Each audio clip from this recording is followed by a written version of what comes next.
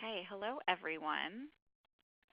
We're going to get started now. Thank you all for coming to hang out with us this afternoon for Noticing and Commenting on Title IX, a webinar with End Rape on Campus. My name is Chelsea Miller. I'm the Communications Director at the New York State Coalition Against Sexual Assault. I'm very pleased to introduce you all to Hanna and Michelle Carroll from End Rape on Campus.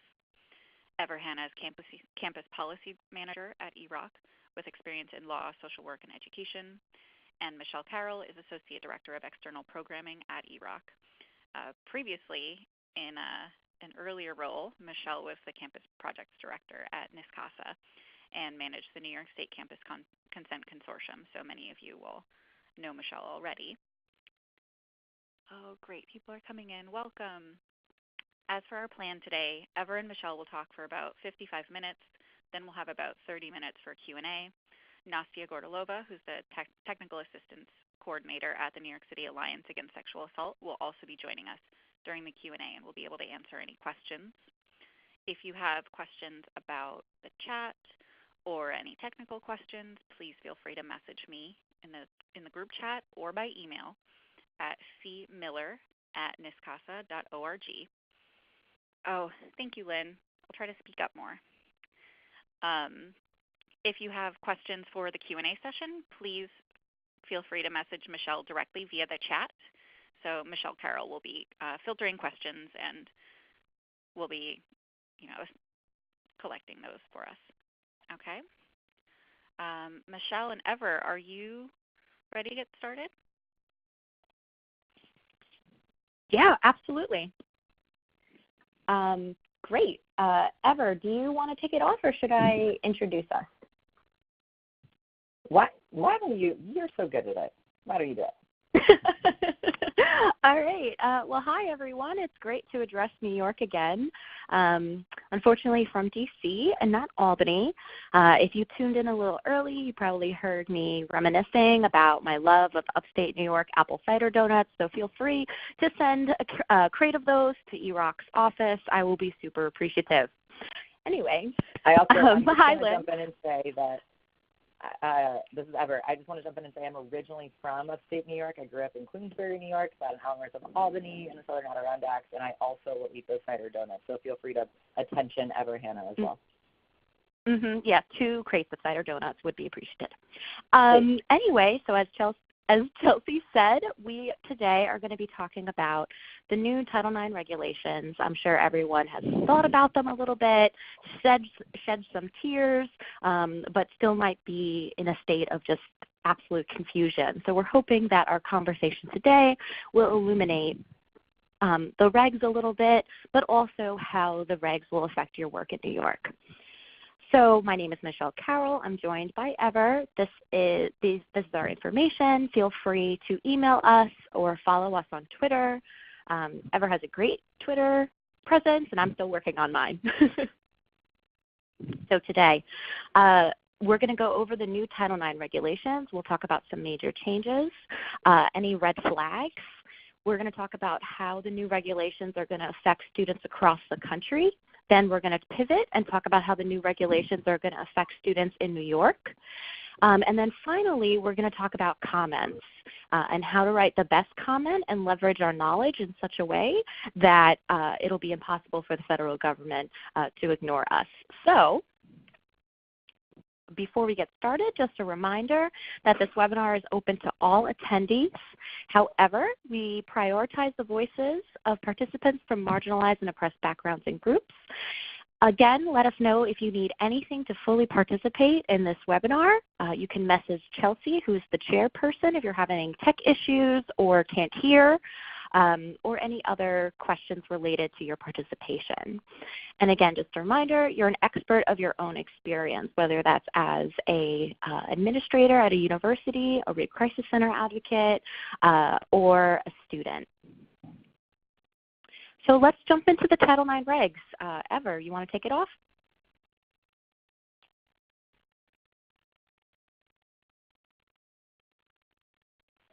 I'm having so much trouble with my mute button. I'm here, everyone. Okay, great. Yeah, absolutely. Thank you, Michelle, and thank you to Nastia and Chelsea and Escasa for all their help with this. I'm so glad that we get to do this today. So let's talk about Title IX. Quickly, I just want to give everyone a little bit of an overview of Title IX. It is civil rights legislation that was enacted in 1973, and the purpose of Title IX is to protect folks on the basis of sex, that's Title IX's words, not mine, from exclusion in any educational program or activity. So this means that you cannot be excluded from learning, from participating, often you'll see this in sports, from participating in any piece of a program or activity or a benefit of your education on the basis of sex. And Title IX has been on quite a journey since then, and now is the way that we most frequently address campus sexual violence in tandem with a few other things like the Clery Act. Title IX is really the biggest piece of that, which I'm sure all of you know, and is why you're here. So let's jump into it.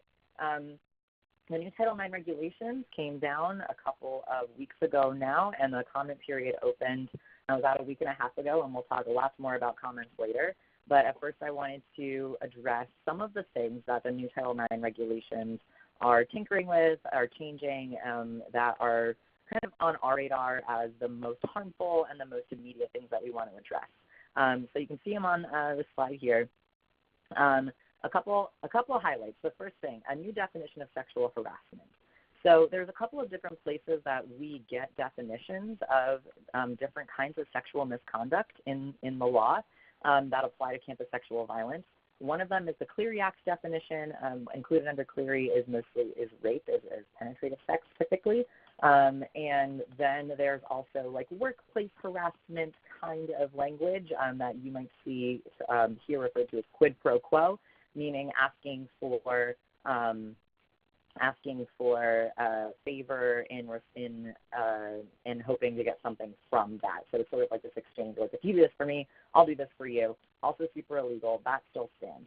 The third way that we get that definition is something that covers all other behavior that is not covered in Clery and is not the sort of quid pro quo harassment, hostile work environment harassment that we see other places, and that comes from Title IX and another piece of Title IX. And this regulation, definition used to be a little bit more inclusive. It's currently more inclusive, sorry. These regulations have not taken place yet. Important to remember, this is not the law yet. But the definition under the Dear Colleague letter, which was Obama-era guidance on Title IX, was sexual unwelcome conduct of a sexual nature. And that was a pretty open definition, could apply to a lot of different things. And what we're seeing with the new regulations is that definition is being narrowed. So now the definition reads something along the lines of conduct that is so severe, pervasive, and objectively offensive such that it gets in the way of someone accessing their education. And this is really important. The word "and" in this definition is really important. This is one of those sort of litigious, sort of policy wonky things, but this word is really important because since the sentence says severe, pervasive, and objectively offensive, it implies that the conduct has to be all three of those things before it can rise to the level of a Title IX complaint. So this means that unless conduct is reoccurring and is likely escalating, it will be very difficult for a person to complain under Title IX. So it used to be, we were hoping for the word "or," which means that it could be severe, it could be pervasive, or it could be objectively offensive, and potentially just one instance of harassment would be enough for a Title IX complaint. But here we have "and," which is not so great. So this looks like students that are experiencing assaults needing to experience more severe and more regularly occurring behavior before they can file a Title IX complaint with their university, and even more so, needing the behavior to fall under that definition before the Title IX complaint can be accepted by the university, meaning that the school would have to dismiss the complaint if it is not severe, pervasive, and objectively offensive. So that's a really concerning piece of this regulation, which means more students are going to have to experience more harm before they can leverage this law that is in place to protect their civil rights to access the accommodations and the justice that they need in order to continue to access their education.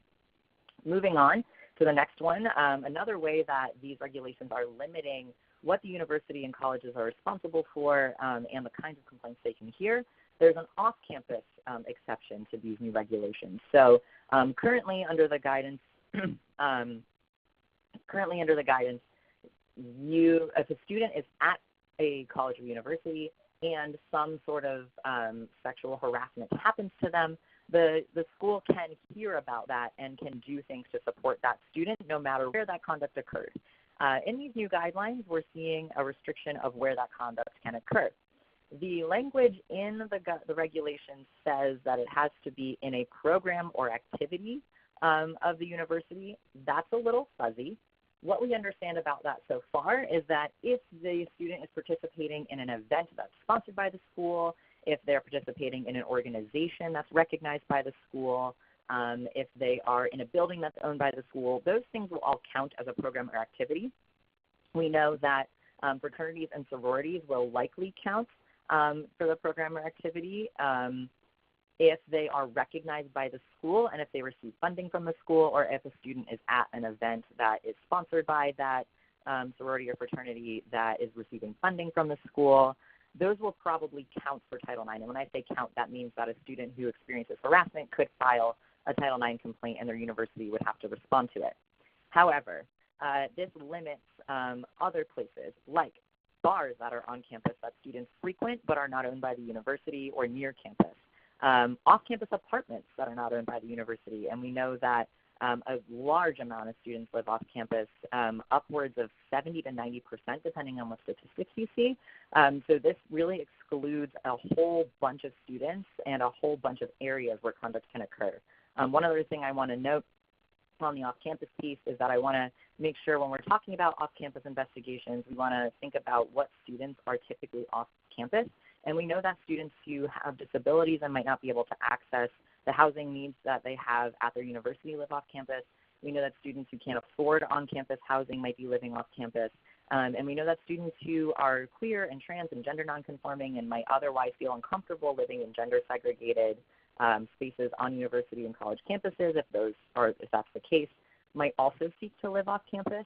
So when we're thinking about the students who are going to be put in more danger, there's definitely an increase in poor students, students with disabilities, queer and trans students, and lots of other populations that go along with those statistics. So I really want to just put in context for everyone who exactly we're talking about when we're talking about the off-campus exception. Let's see, moving forward, there's one more thing I wanted to highlight about the new Title IX regulations, just going back a little bit. There is now a requirement that cross-examination needs to be used in Title IX hearings. There's a lot of information about this, and I want to make sure that we're really clear about what these regulations are saying. So if there is a Title IX hearing, we know that during a Title IX investigation, there could be mediation, there could be a student who's just seeking supportive measures and does not want to have a hearing. But if we get to the part of the procedure where there's going to be a hearing, the new regulations require that the hearing is live, which means everyone has to be there in the same room. That means the complainant, the person who filed the complaint, the respondent, the person who's responding to the complaint, any parties that they have representing them or supporting them, and then any decision-making bodies and investigators. So all of those people have to be in a room together, and both parties, but especially here we're talking about the respondent, the person who's responding to the complaint, have to be offered the opportunity to cross-examine the person who complained. The regulations provide some protection for complainants. They can be in a different room, and they don't have to do this live and in the exact same room. They can also have some of these questions written ahead of time and vetted a little bit so that they're potentially not so egregious. And it's not going to be, I want to be really clear about this, it's not going to be the respondent themselves cross-examining the complainant. It's going to be the person who represents that respondent. So it could be a lawyer.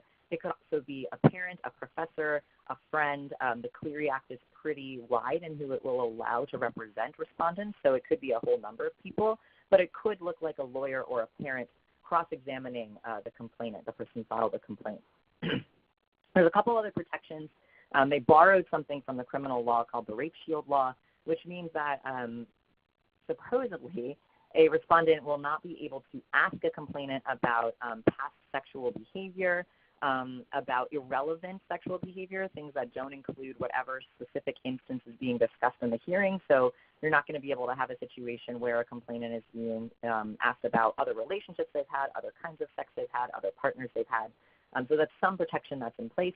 But we know that if we've seen the Dr. Ford hearings, we know that being questioned, regardless of the sort of intent of the questioning, it's really traumatic and really stressful to be questioned about your experience. Also, we know that cross-examination is a tool that is used in criminal law and is often used to get at the truth, is the thing that they like to say about cross-examination. There's a really great quote here. I'm sorry. I'm skipping all of Michelle's great slides. Cross-examination is the greatest legal engine ever invented for the discovery of truth. That's the way that it can function, but cross-examination exists in criminal law to undermine the credibility of the person being cross-examined. So this means that when the administration and their new regulations are saying we have to cross-examine, we have to give respondents the option to cross-examine the person who's complaining against them, they're saying we don't believe the person who's complaining. We need an opportunity to undermine their credibility. We need them to be tested on the truth of their story. We don't believe survivors right off the bat. So that's a very alarming piece of this. If we intimidate survivors, increases class inequalities. There's a lot of language and manners and other niceties that exist in this process that might be really difficult to access and opaque for people of different class backgrounds. And this is another way that these guidelines are attempting to intimidate survivors, to decrease reporting, and to make this more adversarial and look more like a criminal justice system, which this process is not. This is a civil rights process which requires a civil standard of proof and a civil kind of hearing, which is much different than what you would see in a criminal law. Moving forward to our last piece, we're limiting the reporting options. So another piece of these regulations that are seeking to limit the amount of complaints that can be filed and the kind of complaints that can be filed is making its way in the form of limiting reporting options. So it used to be, and there was some confusion around this, it used to be and currently is that if a student experiences harassment and wants to report the harassment, different colleges and universities have different policies about who needs to be told about this harassment, who is being complained to. And there's different rules about, in some universities, professors, if they hear about a complaint, might need to then forward that information to someone else who can do something about the complaint. Those vary school to school. I'm sure someone from New York is happy to elaborate on what the SUNY policies are for that and what other New York-based policies are for that later on if you have questions. But this is changing that entirely. This is saying that if you wish to file a formal complaint, and we know that a formal complaint is just one way that survivors of sexual assault and harassment might want to move forward with finding justice. It's not the only option, but it is one way to do it. If they want to file a formal complaint, they have to go to the Title IX coordinator. There's a designated Title IX coordinator on every campus, hopefully. And they have to write a complaint out that the Title IX coordinator has to sign in order for the university to be aware of the conduct and for the university to have to do something about it. This is all to get at a question of when the university or college is legally responsible for responding to these complaints. A phrase you might hear sometimes is on notice, which means that the school has to know that there's something bad going on in order for them to do something about it. Historically, there's been some confusion about who has to be in the know about that conduct for the school to have to do something about it. This is seeking to clarify that, but in the process of doing that, it's limiting severely who can be reported to. So this is really confusing. It is trying to create a streamlined system, but it's a little unclear if there are going to be other people besides Title IX coordinators who can be reported to. The language in the rule says that it has to be other people with the authority to take disciplinary or corrective measures. That could mean a dean, that could mean an administrator of some sort, but it is not clear in the rules who that is. We know it's definitely a Title IX coordinator. But it also confuses the professors and staff who might have had obligations to report before. They now don't. They're now not sure what it is. It can also lead to a situation where people who experience assault have to then disclose to person after person after person to find the right person to disclose to. If they don't know who that is, if their school hasn't made them aware, and if the Title IX coordinator isn't a person they already know, they then have to disclose to a stranger. So it's taking some of the supports that students who experience assault have away from them. They don't have the professor who can advocate for them and can go with them through this process as easily accessible as it was before. This isn't to say that individual professors, RAs, coaches, teachers can't be involved and can't assist in this process, but this is saying if you disclose to your professor and they don't know what to do, they don't have to do anything with that information, and the university and that professor are not responsible for that information at all. The only way that the university is responsible for doing anything about it is if you tell the Title IX coordinator. So that is my very long run through some of the highlights of this. There's a couple other pieces of the rule that I know some folks are talking about, but these are the things that we wanted to make sure to highlight right now. I'm happy to answer more questions about those later on, but for now I want to throw it over to Michelle, who is our New York expert, and who's going to talk about the Enough is Enough rules and what's going on in New York State. Wow, awesome. Thanks, Ever. And thank you, everyone, for submitting questions. Again, I'm collecting them, and we will go through the questions during the Q&A period. So please feel free to send in as many questions as you'd like. We know that these new regulations are really confusing and complicated, especially for the folks coming from New York who, for the past 2-3 years, have been working with Education Law 129B, or also known as Enough is Enough. And so now let's go through how the new regulations are going to affect New York, students in New York, and advocates in New York. So the first thing I'd like to go over is this idea of federal supremacy and preemption. And Ever, I'm going to ask you to tap back in to help me with this explanation because you're a lawyer, and unfortunately I am not yet. But basically, from what I understand, and as what most people understand, is that federal law supersedes state law. And including federal regulation.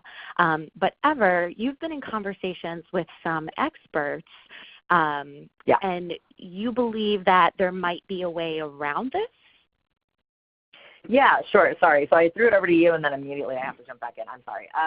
You're fine. So this is a little bit confusing.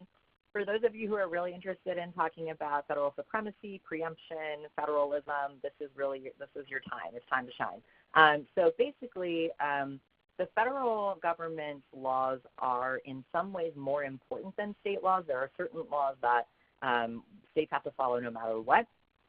This is not exactly one of them. So the federal government can't say, dear states, this is exactly how you have to execute this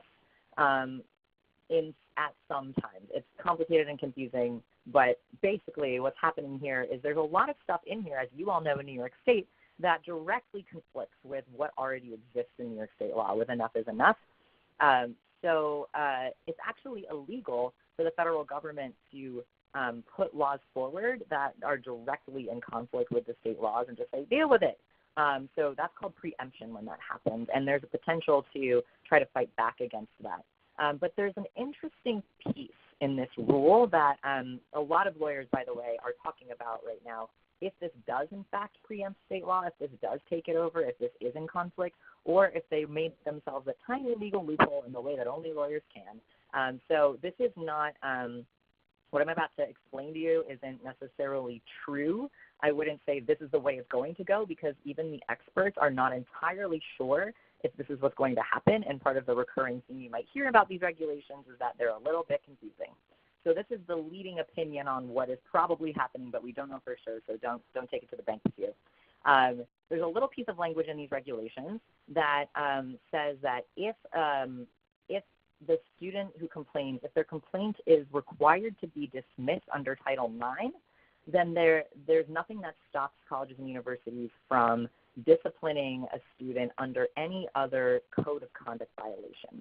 So what some lawyers think might be happening is that this rule is essentially setting up a system where we have Clery Act complaints, which are slightly different than sexual harassment complaints, not as inclusive of all the conduct, and are also geographically bound. Clery Act data only needs to be reported on the physical campus. Literally, if it happens in an alleyway next to the campus, it does not have to be reported for Clery Act purposes. And then there's the Title IX way of reporting, which includes all of the things that this new regulation would say. But if there are things like off-campus complaints or complaints that are reported differently, there could be a way for colleges and universities to create their own code of conduct to hear those complaints anyway outside of Title IX. Not entirely sure how that would work. It would definitely require a lot of work on the college and university's part to basically designate a third body to investigate sexual misconduct that's not Clery or Title IX, and could definitely be really expensive for colleges and universities and difficult to figure out. So when, if you're an administrator, when you're thinking about if you want to write a comment on behalf of your college or university, something that might be great to bring up is the burdensome costs that a lot of these regulations will have on your college or university. But just to put that out there, it could be that they're trying to create a third way, and basically that would allow New York State to have its own enough is enough policy on college campuses that can deal with sexual harassment and sexual assault outside of Title IX or Clery. So it's either that's what's happening, or the federal government is totally eclipsing state law, and then we have to figure out what happens next. So if that's not confusing enough, I'm going to hand it over to Michelle to try to clarify it. Thank you, Ever. And thank you for jumping in, because for me, that entire piece is really confusing, especially when I start to think about some colleges in New York having a third track and others not have. It's too much. Given that we don't really know whether or not these new regulations will supersede state law in all cases, I'd like to go through certain aspects of EIE that are familiar to probably most of the people on this call, and then discuss how those aspects of EIE either don't have a place or are completely null and void under the new Title IX regulations that, again, have not been put in place yet, so there's still time to make comment. So first is EIE's incredible affirmative consent definition. That is, affirmative consent is knowing, voluntary, mutual decision among all participants to engage in sexual activity. We know it, we love it, and we particularly love it because of how expansive it is and how detailed. The term sexual act as well as the term sexual contact are defined quite clearly. Neither of those definitions harkens back to a previous definition used by Title IX. So in that way, that particular aspect of EIE is still relevant to us right now. I'd also like to be clear that in EIE's affirmative consent definition, the number of times that an incident happens is not part of the definition. And so I'd particularly like to draw your attention to the definition of sexual contact as defined by EIE's affirmative consent definition, meaning intentional touching, either directly or through the clothing, of any person with an intent to abuse, humiliate, harass, degrade, arouse, or gratify the sexual desire of any person. And so that definition does not require a number of times. It does not require that the act itself is so severe and pervasive and objectionable. Instead, it provides a number of different reactions: abuse, humiliate, harass, degrade, arouse, or gratify, thus allowing the student, as well as the Title IX coordinator, to really look at an incident, a single incident, and consider how that incident led to a hostile work environment for the student.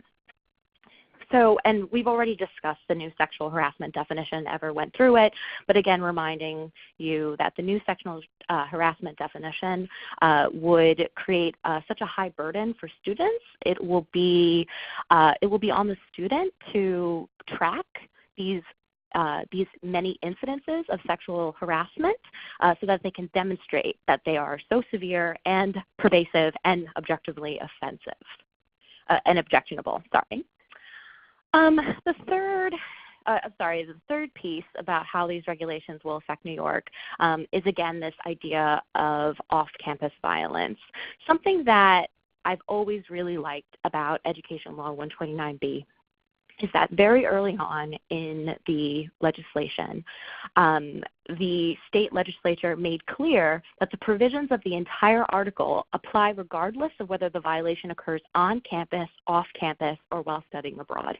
Just extremely expansive, and recognizing that it's the university's responsibility to address a hostile environment that any student of theirs can be experiencing, whether or not it happens on their actual campus or in their campus community or halfway around the world on a campus program.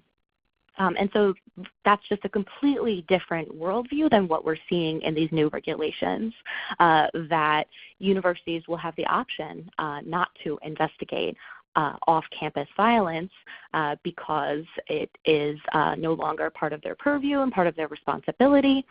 We're actually already seeing a lawsuit that is trying to address that issue at Harvard right now, whether or not a university has a responsibility to address a hostile environment that occurs off campus and then that affects on campus. The fourth piece that I'd like to discuss is how the formal complaint structure that's identified and outlined in the new regulations goes against the ideas put forth in EIE's Student Bill of Rights. So I love the Student Bill of Rights in Education Law 129B, but I particularly like how the Bill of Rights states that the process must be fair and impartial and provide adequate notice to both students, as well as that the process itself must be free from any suggestion that the reporting individual is at fault when these crimes and violations are committed, or that they could have acted in a different manner to avoid such crimes or violations. I like to say that this aspect of the Student Bill of Rights protects students against victim blaming or the attitudes that ultimately could lead to victim blaming. And we don't see the same type of attention played in the new Title IX regulations. So if a student decides to put forth a formal complaint under the new Title IX regulations, again, as I've mentioned, they'll have to go to their Title IX coordinator, they'll have to report there, and then they're going to have to sign a formal complaint. Part of that signature is that the student will have to recognize that that the university prohibits anyone knowingly making false accusations or submitting false information.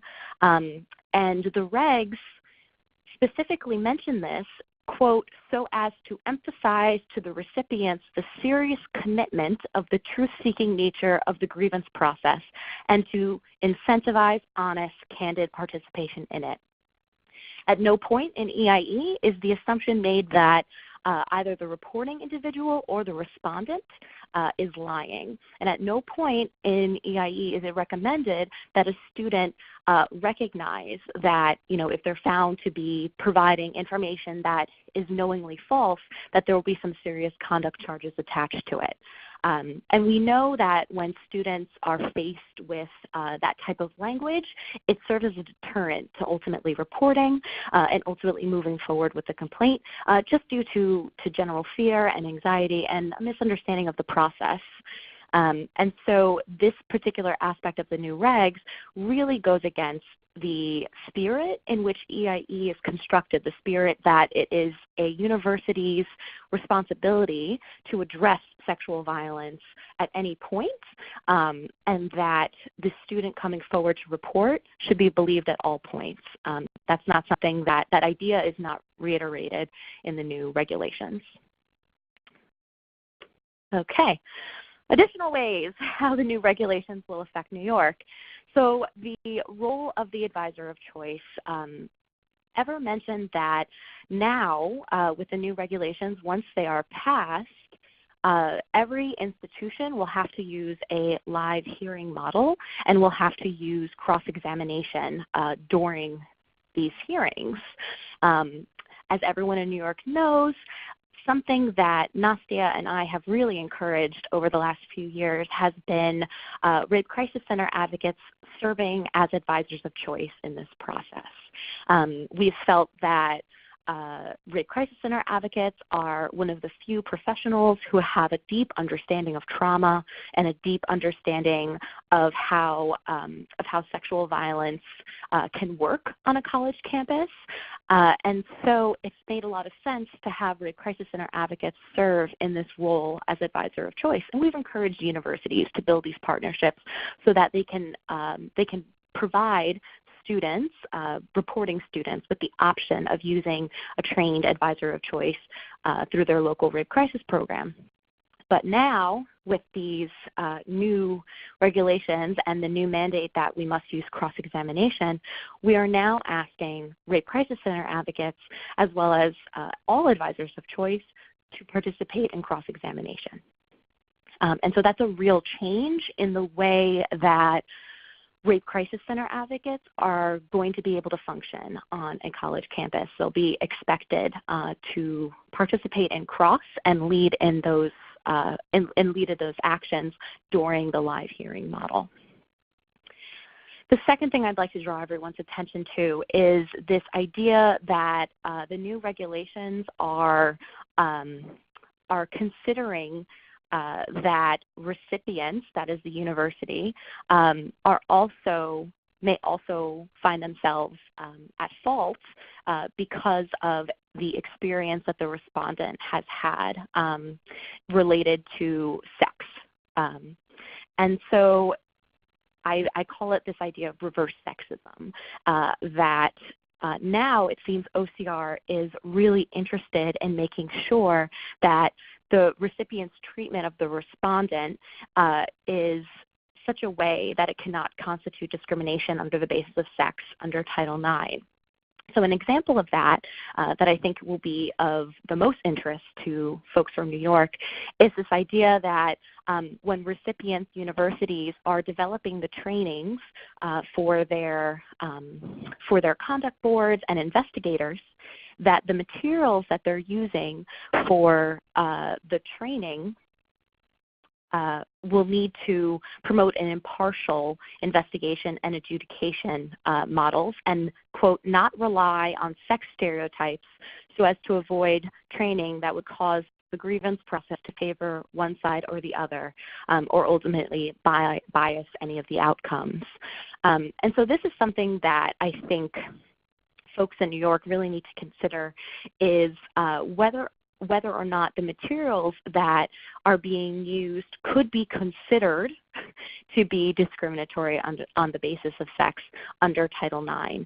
A particular caveat here that I'd like to emphasize is that a number of rape crisis centers are unable to work with respondents because of their grant structure. And so in that way, Rape Crisis Center advocates can't work with respondents, and it's entirely possible that universities and university lawyers may consider that unequitable or discrimination under the basis of sex under Title IX. Again, extremely confusing. We're not sure where this is going to land, but just some food for thought. The third piece on this slide that I'd like to go over is the idea of accommodations versus supportive measures. So although Education Law 129B does not use the word accommodation or accommodations, there is significant discussion of what the purpose of providing accommodations is for students in New York. So from the EIE guidance, there is the expectation that students are able to receive reasonable and available interim measures and accommodations that affect their change in academic housing, employment, transportation, or other applicable arrangements. And the purpose of these accommodations under EIE is to help ensure that students have access to safety, are able to that the university is able to prevent retaliation and avoid an ongoing hostile environment.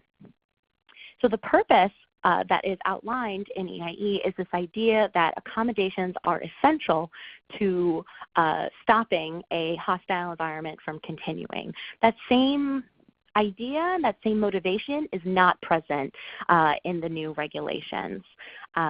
So the new regs recommend or mandate to universities that supportive measures must be non-disciplinary, non-punitive, individualized services that are offered as appropriate without fee or charge, to the complainant or the respondent before or after the filing of a formal complaint or where no complaint is filed.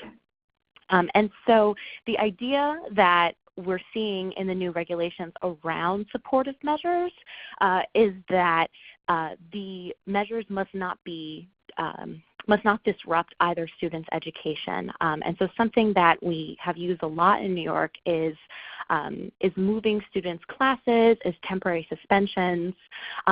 Although the new regulations are still recommending that changes to work schedule or class schedule are fine under the new regulations, it doesn't provide any guidance in cases where a student's academic program only allows for a certain number of classes, or that a certain class is only given during one session.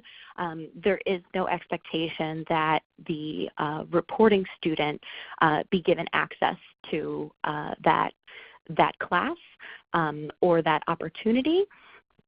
And so we're seeing some real changes there. The final difference, the final aspect of these new regulations that I'd like to go over is the evidentiary standard. And so Ever, feel free to chime in on this portion also if you'd like to add anything else. So we all know that Education Law 129B does not stipulate a particular evidentiary standard. Instead, in the guidance document, there is a short paragraph that addresses how after reporting, a student must be given information in regards to how the school's processes differs from a criminal justice process. And so the language that is used in the guidance document really encourages university folks to be very clear with students in the comparison between the criminal requirement of proof beyond a reasonable doubt in a criminal legal system compared to the standard of preponderance of evidence, which is commonly used in student conduct proceedings. So while EIE does not mandate that universities use the preponderance of evidence standard, the assumption is that everyone's doing it. However, the new regulations will only allow universities to use the preponderance of evidence standard if they use the same standard for other conduct code violations that are not related to sexual harassment but can result in expulsion. And they have to use the same standard for employees, including faculty, when addressing sexual harassment issues. Something that I'd like to really point out here is the many instances of sexual violence that we've seen in New York perpetuated by tenured professors. It's not clear how this is going to end up in regards to whether or not tenured faculty will agree that using a preponderance of evidence standard is high enough for someone who has that level of authority with an institution. So it's likely that institutions will change the standard of the evidentiary standard that they're using, and instead go for a higher burden of proof so that it can match what they're using for tenured faculty. Ever, do you have anything to add to that? Yeah, I just wanted to jump in on that really quick and say that a lot of professors who belong to unions, their union contract stipulates that, kind of like what Michelle was saying, their union contract stipulates that the higher standard has to be used. So if a university or college wants to use preponderance for everything, then they'll actually be going against what the collective bargaining agreement is with the professors' unions, and it will necessarily require the standard to be ratcheted up to clear and convincing instead of preponderance, so that they are not out of compliance with those union contracts. Yeah, that's huge. Thank you for bringing that up. That's a huge issue.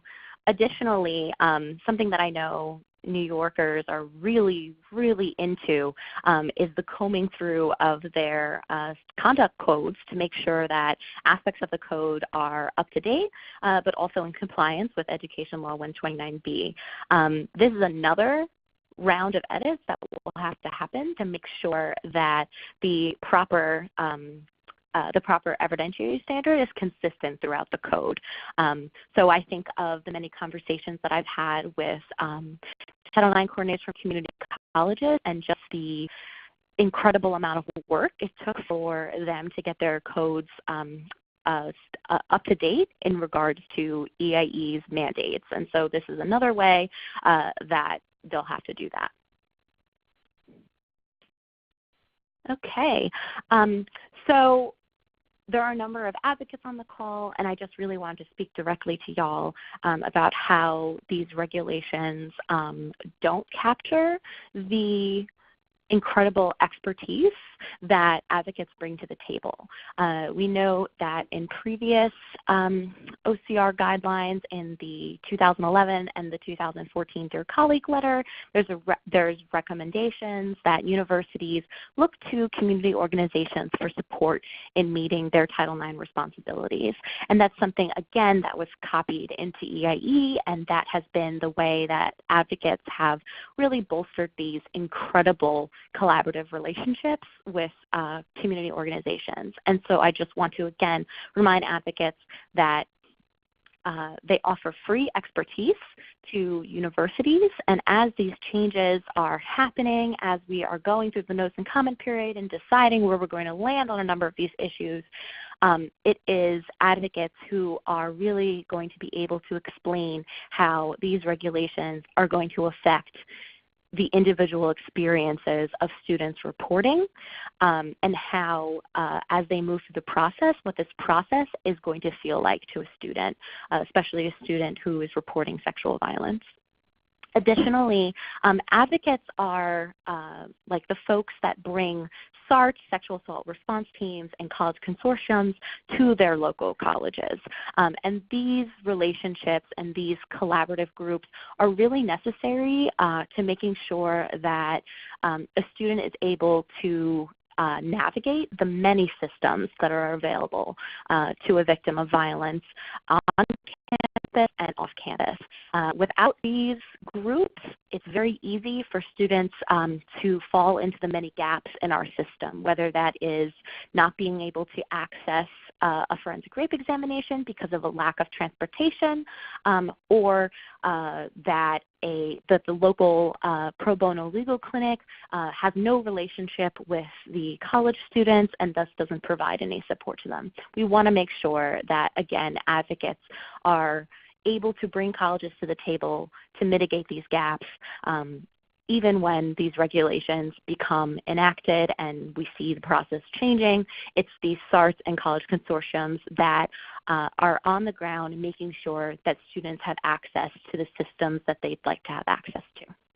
And again, advocates are outside of the Title IX system and are able to provide confidential services to students as they try to figure out where to go. And so I encourage the universities on this call to 100% send an email to your local rape crisis center when you get off this webinar and set up a meeting and discuss how you can make sure that students are aware that they can get confidential they can have confidential conversations with their local rape crisis center advocate to help them navigate the new Title IX system to make sure that students are aware of how these changes will affect them, but also understand that it's an advocate's goal to begin the process with them and to see it through to the end with them.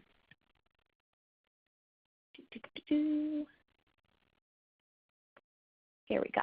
Okay, possible solutions and opportunities for New York. Something that Ever and I have talked a little bit briefly about, and I heard at the Puzzles conference this past weekend, is this idea that universities could establish parallel processes. It would make a lot of sense in New York because we have Education Law 129B, but again, that is expensive and confusing, and asking the student in the beginning to make that decision about whether or not they go down the Cleary route or whether or not they go down the Title IX route or the EIE route is just incredibly confusing. And again, the role for Rape Crisis Center advocates should be to be at that front line to really help a student make that decision so they understand what each of those routes entail. Nastia mentioned this to me, and Nastia, feel free to chime in as well, that universities could rename their Title IX coordinator to be like a gender and misconduct coordinator so that we give a little bit more room so that the Title IX coordinator doesn't have to be married to the Title IX system, which I think is a very interesting solution. And then an opportunity here is to really collaborate with your local prosecutors and DA so that they really understand the new processes and how student moves through your systems. We want to make sure that local prosecutors and the DA are up to date in regards to these new changes so that they can understand when they should move forward or when they should work more closely with the school. Either way, we don't want to leave anyone out of this conversation, and so I feel that local prosecutors are a great place to start.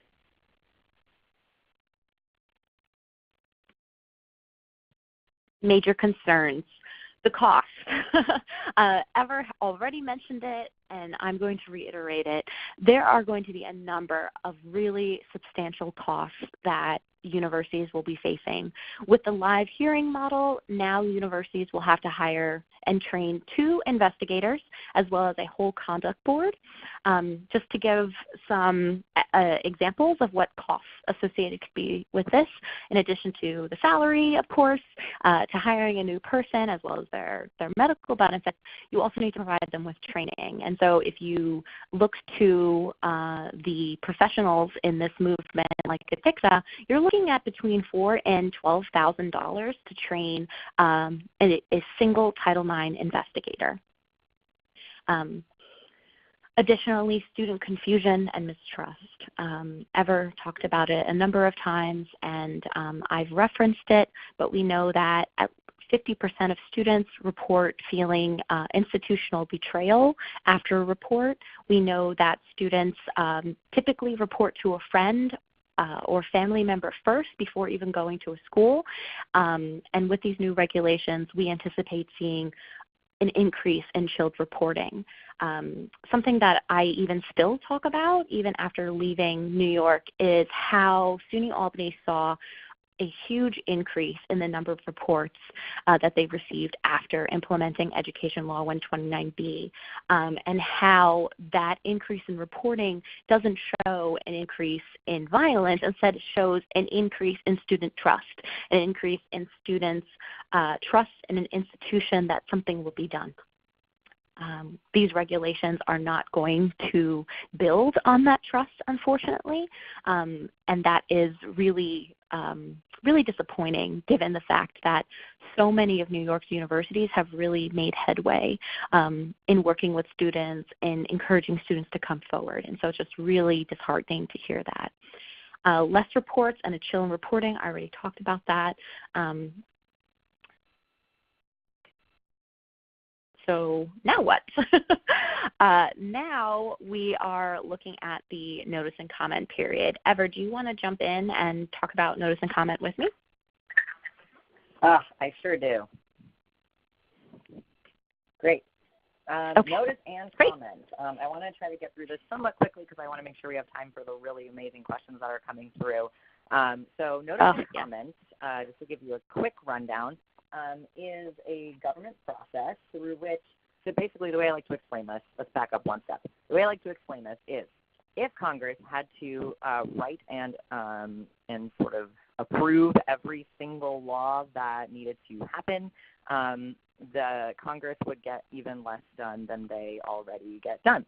So Congress has given certain regulatory agencies like the Environmental Protection Agency and like the Department of Education the ability to create their own regulations and then put them through this public notice and comment process to get feedback on the regulations before the regulations pass and have the full force of law.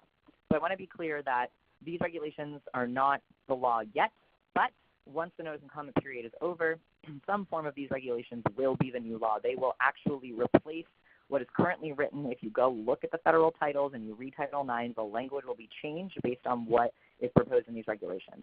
So before that can happen, the regulatory body has to allow the public to look at the regulation and provide feedback on it in a process known as notice and comment.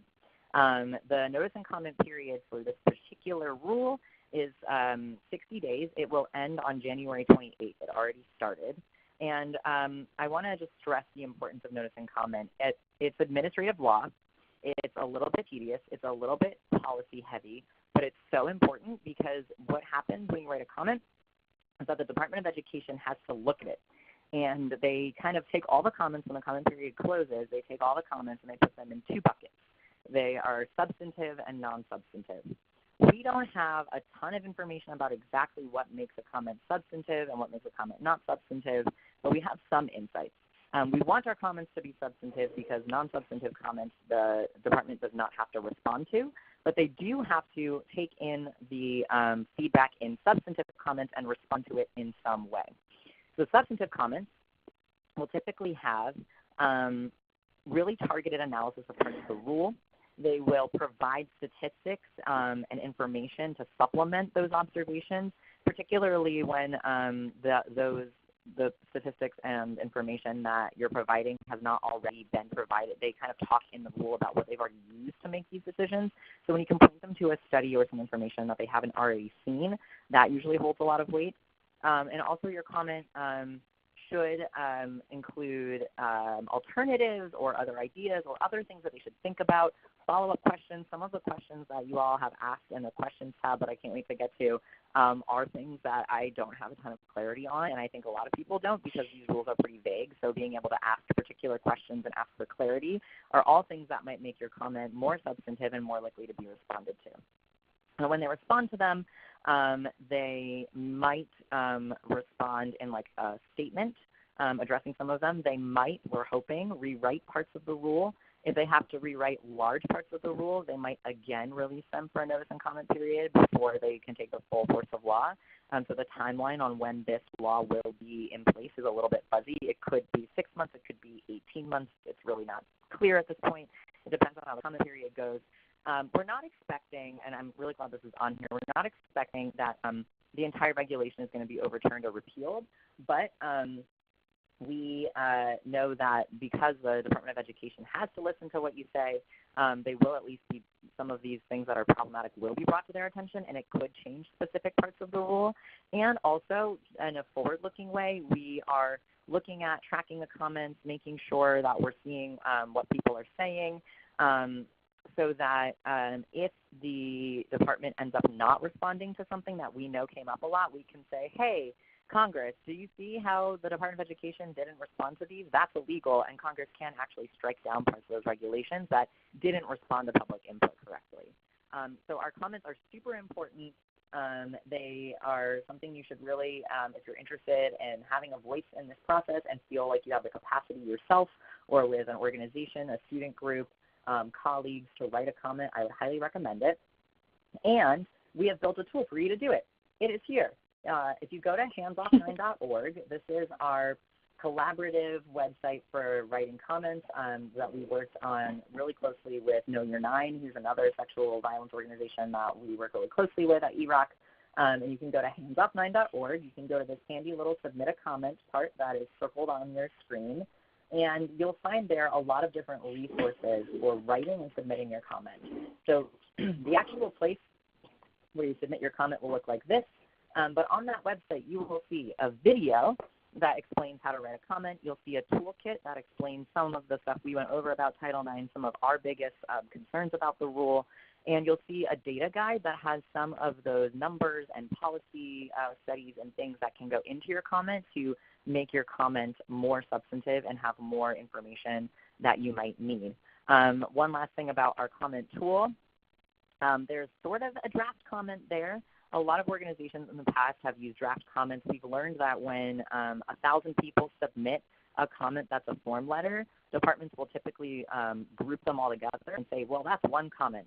So in order to try to get as many substantive comments as possible and avoid having all of our comments grouped as one, we've provided what we refer to as a Mad Libs comment. So it has some sentence starters and then some instructions about what you should fill in and the resources to use to fill that information in. But we're really looking for these comments to represent your concerns, to have your voice in them, to have your student organizations point out specific parts that will be difficult for your campus, for your population, for whatever way you can specifically alert the Department of Education as to why this is bad. That should go right in your comment. And all of these tools, again, can be found on handsoff9.org. I'm going to move forward to these tips, even though I think I covered most of them. Use data and narratives, raise as many issues as you can, clearly organize your comment, suggest alternatives, and don't forget to mention the cost. That's something that they really listen to when they get feedback on the cost and have specifically asked for. There's a really detailed cost analysis in the rule. If you want to read it, feel free. I find it really confusing because I don't really do numbers that well, so I went to law school, but it's in there. But definitely make sure that you mention specifically for any administrators or faculty who feel like they can and want to submit a comment, how difficult this will be for your college or university to do cost-wise. One other quick thing to mention, I said it a few times, but just to be clear, if you don't feel like you have the capacity to do this on an individual basis, we're recommending that folks get groups of people together and have a comment writing party. Print out our toolkit, print out the data guide, together and write a group comment that can be really thoughtful and full of material and full of information that will be counted as substantive. And it's perfectly fine to kind of put all your heads together and use all of that momentum in a group way so that you can make sure that your comment is as robust and as useful as possible. Michelle, you have anything you want to add to that? Yeah, Ever.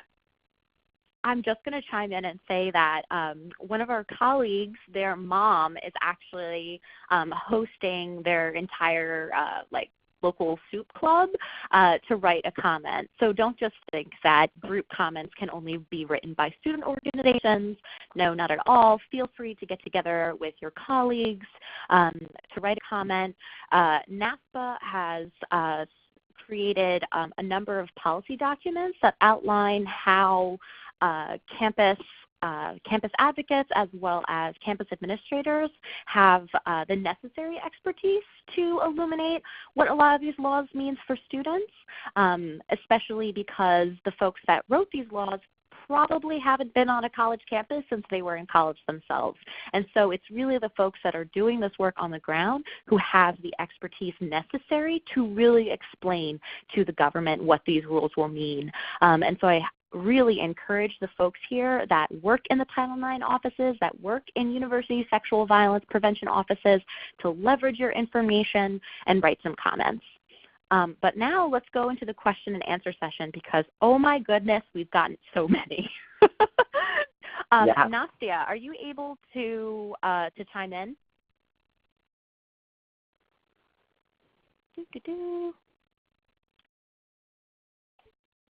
Can you hear me now?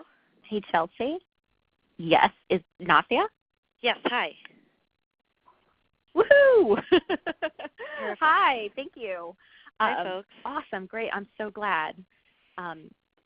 Thank you again for joining us, Nastia. We have so many questions. Let's see how many we can get through. And then if worst comes to worst, I'll share them between the three of us, Nastia, Ever, and myself, and we will come up with a way to answer those questions, whether if that's a typed answer or sharing resources. We'll make sure that everyone gets their questions answered. Perfect. So first, this is a clarifying question.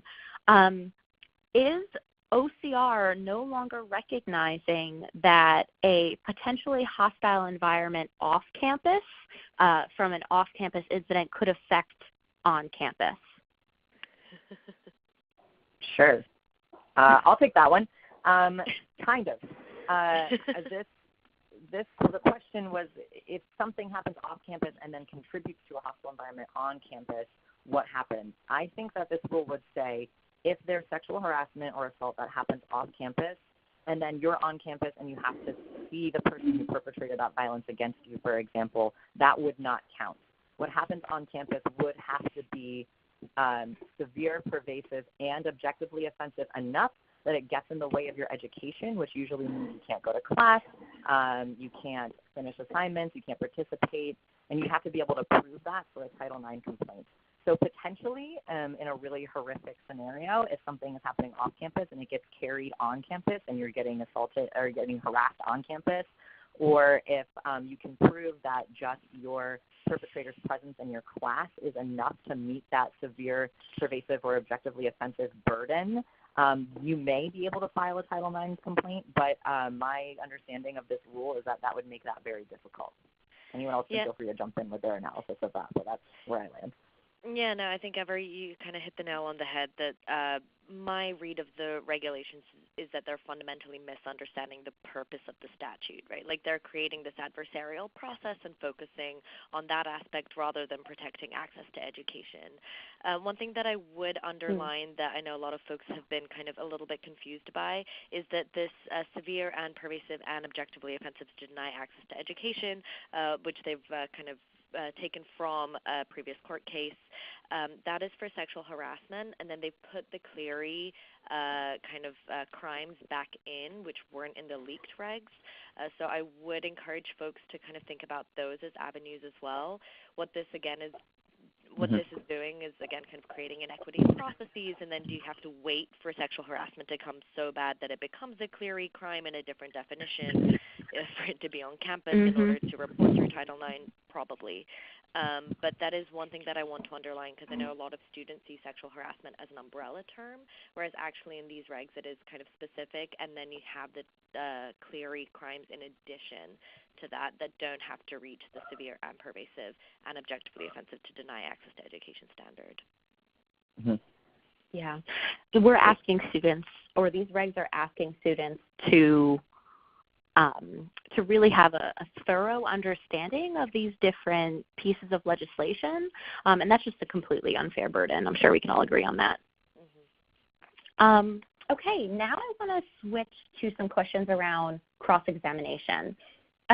Do you think we could submit questions via writing, or would cross just have to happen live and verbally?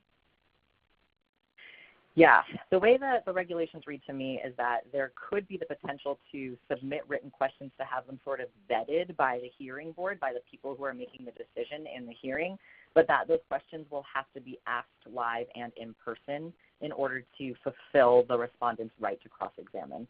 So there may be a situation where a complainant knows a little bit about what questions are going to be asked of them beforehand, but that unless those questions are asked and answered live during the cross-examination, it would not fulfill that piece of the rule.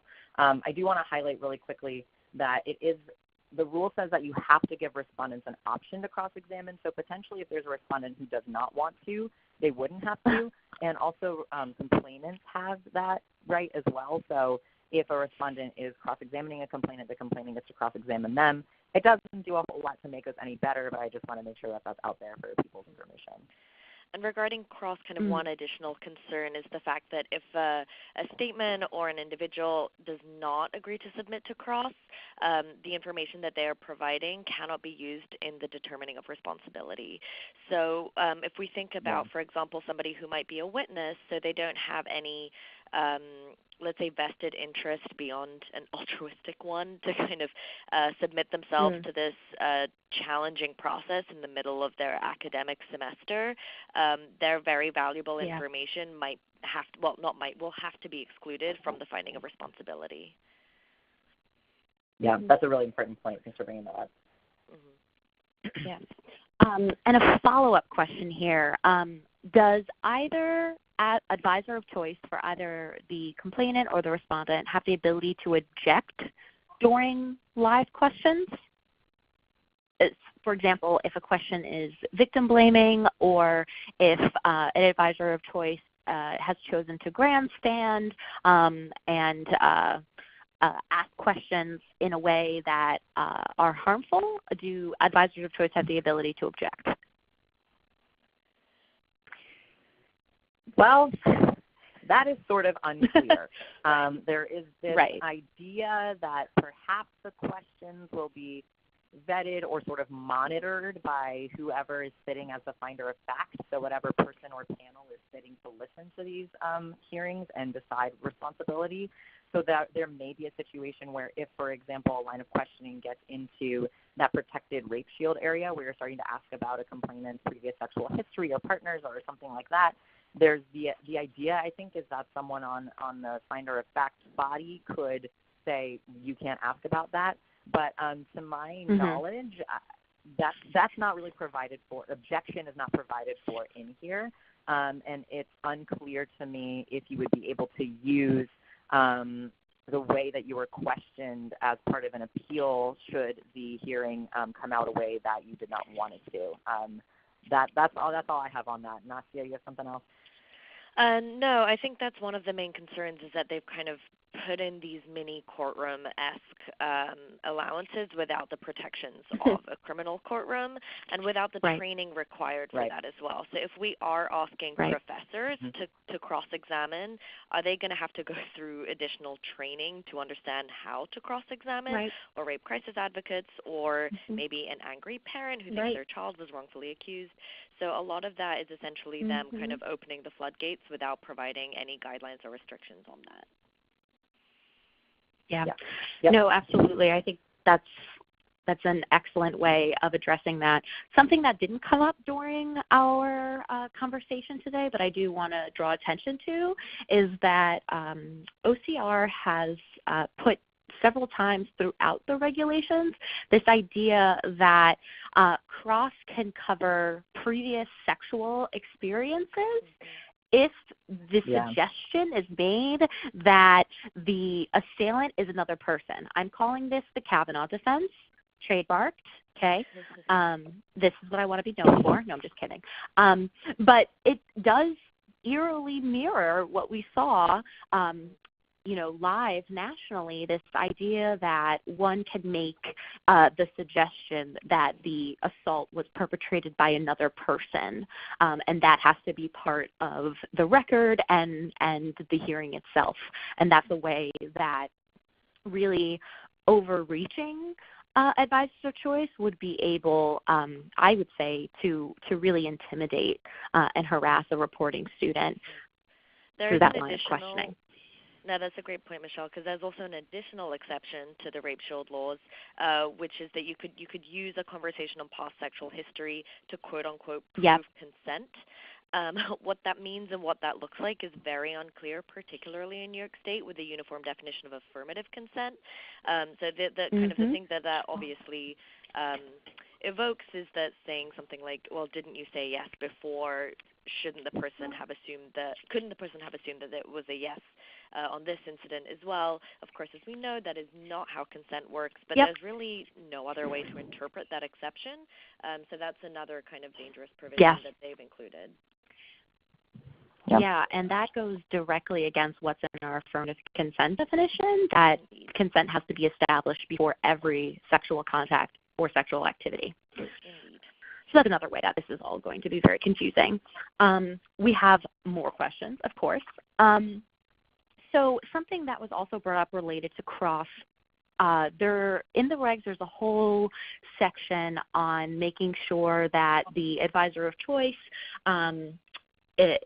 doesn't have a conflict of interest in cross-examination, either student. But what would that look like for a professor, who may have had a student in their class at one point? Is that a conflict of interest?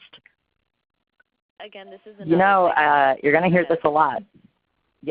Yeah, I mean, I'm going to just say the thing that I've said already, which is it's unclear. It's really not clear. And Nastia, feel free to elaborate on that. No, yeah, I mean, they've said that they haven't placed limitations on who it can be, which is really dangerous. Right.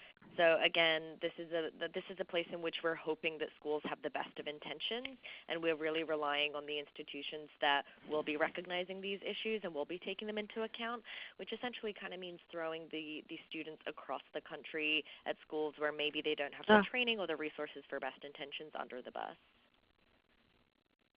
Yeah, and that's an opportunity for our community organizations to provide some sort of accountability. But we have to be honest that the power dynamics at play here are not exactly equal. A university does not have to listen to their local rape crisis program or domestic violence shelter. Let's see. So now we have this is an interesting question. So if during the time of the initial formal complaint, when it's being written up, and after a student signs it, what if some of the details in that complaint are mixed up or left out? We know that due to the neurobiology of trauma, that folks who experience sexual violence or other traumas may misremember or may have difficulty remembering certain facts. Would that information be used against them during the hearing? I think if I'm happy to jump in on this one. Go ahead. Yep, Nastya. Go ahead, Ever. This is a bit confusing. Maybe is my answer. There is still an investigation process, and something we haven't touched on is that this set of regulations does away with a single investigator model. It requires schools to have an investigator for the complainant and for the respondent, so you cannot have one person doing both sides of the investigation, which has pros and cons, but it also means an added cost for schools to have to add a second investigator if they don't already have one. So it is common that details will be uncovered during the course of the investigation that wouldn't be in the original complaint, but my understanding is that the student could then be cross-examined on those omissions. Yeah, that's kind of. Nastya, I don't know. Well, I think that it's going to be, again, depending on the training and expertise of the advisor of choice, and if somebody chooses to pursue future litigation after the closing of a Title IX complaint, I think this would also be kind of strong fodder for that, unfortunately. I know a lot of folks were concerned in the leaked regs that there was a provision in the draft that would allow schools to punish students for bad faith complaints or false information. The concern there was that this is always the case with any type of false statement, regardless of if that's forgery or plagiarism or lying about somebody keying your car. So the fact that they were singling out sexual assault and sexual harassment was, again, kind of creating this higher standard and more barriers for those victims.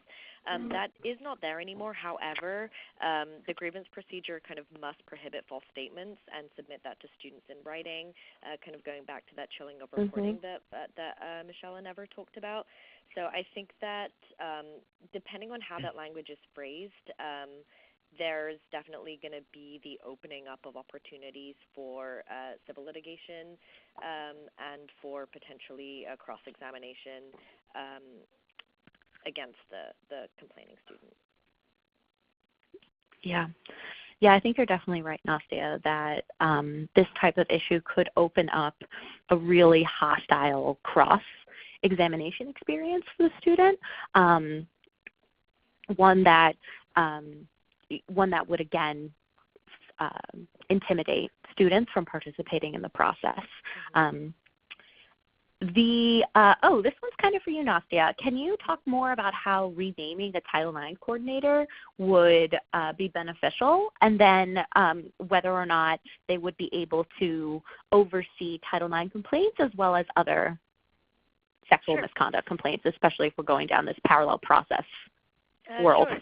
So this, and kind of, I think y'all are probably getting the gist that a lot of these things are unclear, and a lot of folks are brainstorming different solutions and different ideas.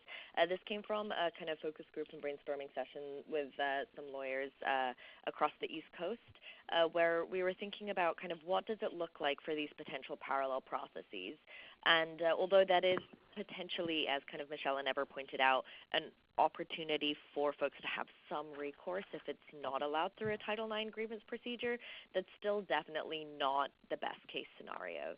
So having to go through one process if something is not quite reaching a Title IX level, and then going through another process if it then does escalate to a Title IX level. To underline, people won't be able to choose what they want to do.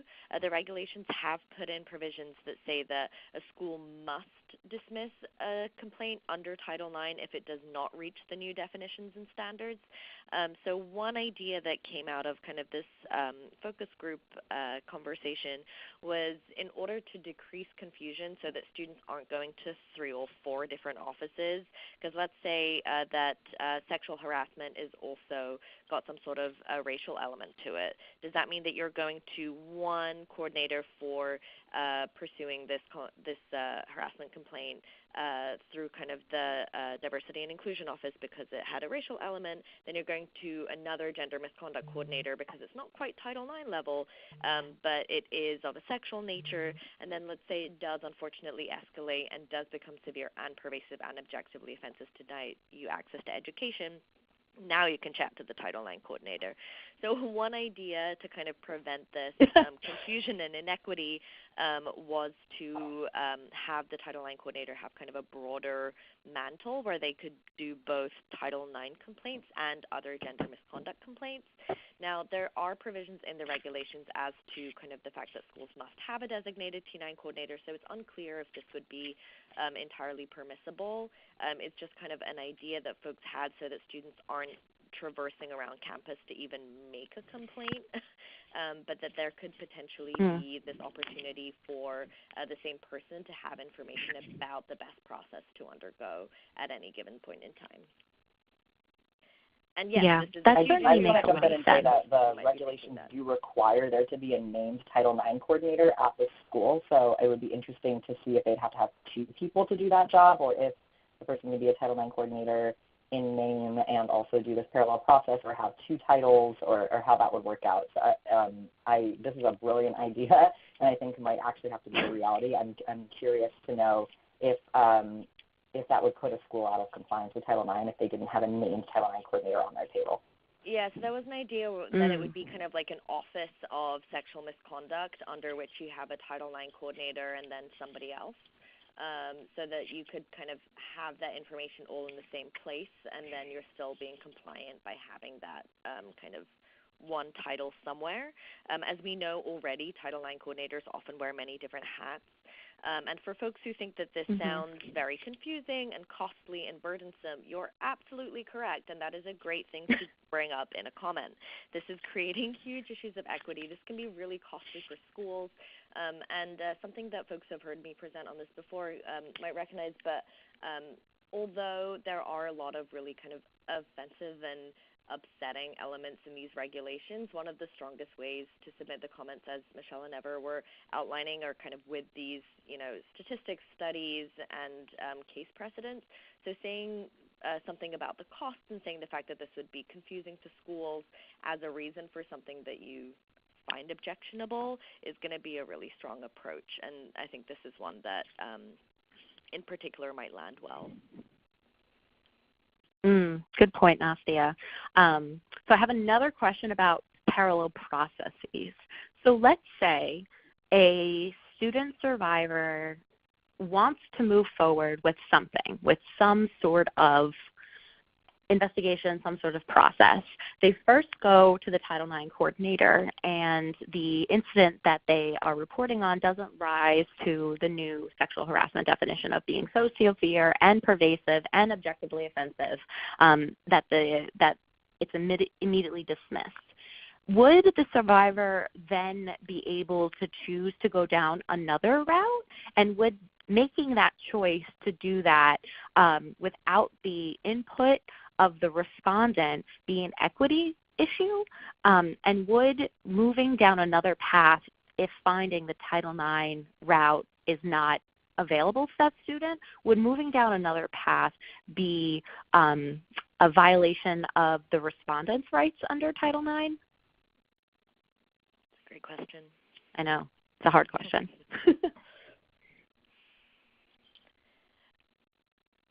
Ever, correct me if I'm wrong, but I don't perceive any of this would be kind of the student's call. And, one of the concerns with the regulations is that whereas they're meant to provide a floor, in some places they have, in fact, provided a ceiling, which in the past hasn't been the approach of the Department of Education. So a lot of these schools must do X, Y, Z. They are providing a ceiling rather than schools may do X, Y, Z, where they tend to provide a floor. So the way that they've explain the definitions are that schools must dismiss a complaint under Title IX if it does not reach their standards, their new standards. So I don't perceive students would have a choice. However, I do kind of think that although we've seen a trend of responding students being the ones to kind of pursue future litigation after a Title IX complaint, that I think some of this some of these regulations are potentially opening up the opportunity for reporting students if they are willing and able, of course, to pursue some future litigation against their schools as well. This could arguably be one avenue through which that might be explored in the future. Yeah, I totally agree. I think it's a really great question, and I'm trying to think through, like, there are other kinds of conduct you can be disciplined for on a campus, like plagiarizing or like breaking a rule around alcohol or drug use.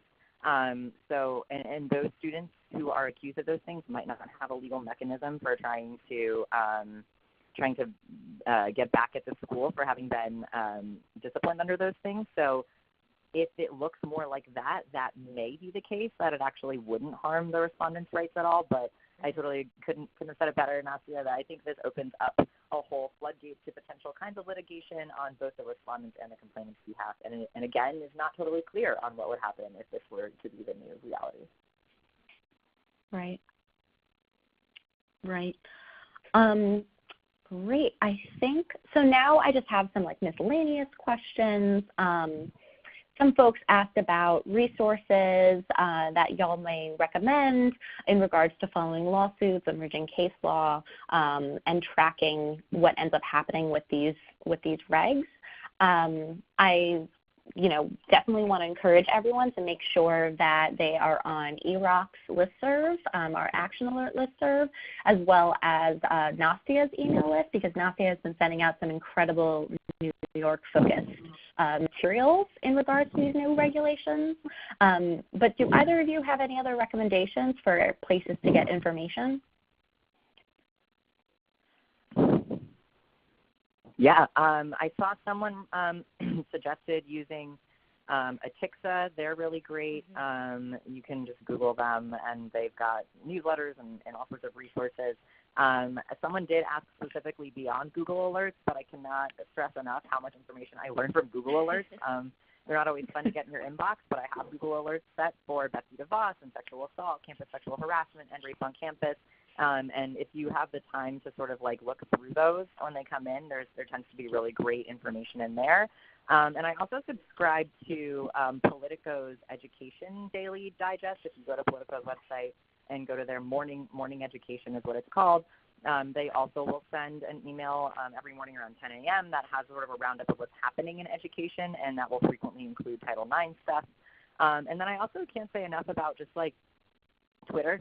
Looking on Twitter, looking for hashtags like HandsOff9, looking for hashtags like Betsy DeVos, because that will frequently be where I find the really interesting articles that are in publications like Medium or Vice or Bust or things like that are giving, or even the New York Times that are giving analysis of these rules. So I kind of use a combo of like, here's some things that are showing up in social media, here's some Google alerts, here's some sort of professionally curated lists. And then I also, just as someone who went to law school and loves following these kinds of things, if and when things get to the Supreme Court, OYE is a really great resource, OYEZ. I love OYE. That has tons and tons of information. You can also go there and hear recorded oral arguments for some of the cases in the past that have been really important for Title IX. It'll show you how judges have voted on certain issues, and it'll give you an update on the case filings for upcoming legislation or upcoming hearings in the Supreme Court. So those are sort of my smattering of resources. I'm sure Nastia has some others. Would upvote all of those was making sure that I also follow. I was like ticking it off in my head as you were going down. Inside Higher Ed does some good things on this as well. And then some of the other things I do is I follow some of the law firms that I know have been taking on suits against like either school districts or schools or any of those kinds of kind of Title IX follow-up litigations, because that's going to be creating some of the case precedent that could then be influencing future regulations, guidances, that kind of thing. Kind of while we're on the brief topic, I wanted to validate for folks, because I know that in the regs, for those of you who have read through the whole thing, they do justify a lot of what they're doing by citing kind of circuit court decisions or previous cases. Most of the time they're citing an anomalous decision. So although, yes, there are some times in which they've said that, without cross-examination you cannot pursue Title IX, that happened basically once, and they used that one time. So Yep. I want to kind of validate for folks that you're not incorrect in thinking that the wealth of literature and case precedent has been against the tide of these regulations. Yeah. No, thank you again for reminding us of that, Nastia. That's an excellent point. The last thing that I'll say before I'll turn it over to Chelsea to sign us off, Nastia, a couple people specifically asked for tradings for advocates. I'm sure you saw that, but I just wanted to also call it out because I'm sure you already have something in the works and ideas, and I'm sure it'll be great. Thank you. Oh, actually, I have one more thing that I'm going to say before I turn it over to Chelsea. So if you are interested in bringing eRock to your event or campus, please email myself, Michelle, at nrapeoncampus.org, 2 L's. There. Oh, perfect. Thank you. We have a number of really exciting programs that we're launching in 2019. So our current program is we do stories of resilience and healing, where we talk about personal stories of survivor and resilience, but we're also beefing up our policy and organizing workshops and panels as well. So the history and future of Title IX, understanding Title IX and other federal and state laws, know your rights workshops, understanding affirmative consent. We also do panels for the hunting ground, since 2 of our founders are actually in the film. So we really enjoy providing some context to the movie. We also do media training for students as well as for professionals, and we also do our program called Centering the Margins, where we discuss the intersections of sexual violence with with marginalized identities, and how universities can make sure that their policies and programming is culturally representative, as well as applicable to the many students that attend their institution. So if you're interested in learning more about our programs, or you want something specific that I haven't mentioned, reach out to me, Michelle, at nrapeoncampus.org. I'd be happy to work with you and develop the program that makes the most sense for your students. So Chelsea, I'm going to turn it over to you so that you can close us out. Okay, great. Thank you, Michelle, Ever, and Nastia, for all of your feedback. And thank you to everyone who's participating and asking really great questions. So I'm seeing a question that just came in, if we can send a list of the resources. What we're going to do after this is we'll be sharing the recording and the PowerPoint slides that Michelle and Ever made, and we'll also send a short list of resources that Ever had listed, and Nastia as well. So if anybody has questions, feel free to email me directly at cmiller@niscasa.org. And besides that, thank you all for joining. There will be a short evaluation after you exit the meeting. Please be sure to fill it out. It's something that will be really helpful for all of us. So thank you, everyone. Thanks for having us. Thanks, Chelsea. Thank you.